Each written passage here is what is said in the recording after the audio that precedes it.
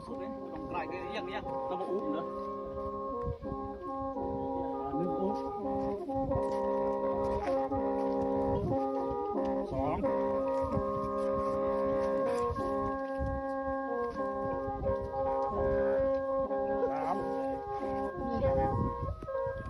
ความย่องความทำเลยห้าว่าที่ตัวทำนึงเรียกเนี่ยคือตัวนี้ก่อนตัวแย่ตัวนี้ก็แย่ตัวแรกทำแย่เหรอประมาณนั้นโอ้แย่ย่งแถวโคเนี่ยแถวสู้นี่ก่อนทำได้แถวสู้อ่ะยศที่แบบนำตัวนี้ตัวนี้ทำนึงเรียกเดียวห้าอุ้มห้ามาร้องยำนี่นี่แหละประวัติของผู้หญิงแดงเลยตัวนี้แหละผู้หญิงแดงยำสมัยนี้ก็เพื่อนมานะมากวันมากนานปีละปีเลยเอาลงด้านนู้นเลยทักทายสบายเลยไงกระดองเจืองเกินมากระดองเจืองกระดองไรมือแดงเอานี่แหละผู้นี่แหละเป็นผู้แดงเนี่ยพี่น้องครับประโยชน์อะไรเยอะๆมาสุด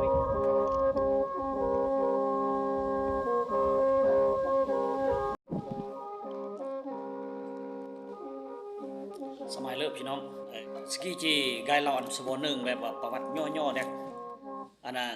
ให้หินหรือว่าเมื่อกระดองกลางนี่คือ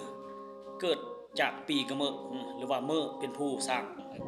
ยาดาเสียงควงนี่คือหรือว่าให้หินนี่แล้วมันเกิดเขื่อนจากสมัยกระเมอนี่กี่มันเกิดเขื่อนจากสมัยตอนกำหูอีนี่น้องสร้างสายาดาแถวเสียงควงหรือว่ายาดาประเทศลาวสมัยกันนี่เนี่ยกระดองเจืองนี่หรือว่ากระดองกระไรนี่นะเดี๋ยวให้หินนี่ก็ทึกสมัยที่ว่ากำหูอีนี่ดำรงชีวิตยาดาประเทศกี่ประเทศลาวกี่หรือว่าดำรงชีวิตหรือว่าทำมาหากินยาดาเสียงขวงนี่แล้วก็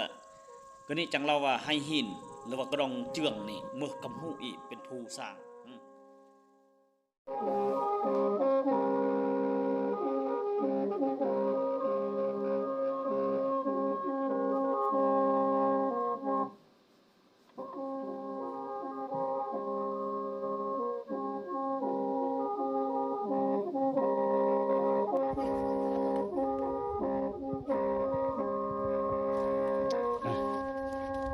แฮกเอามากแต่ว่าเอามุกไม่ทำพี่น้องเนี่ย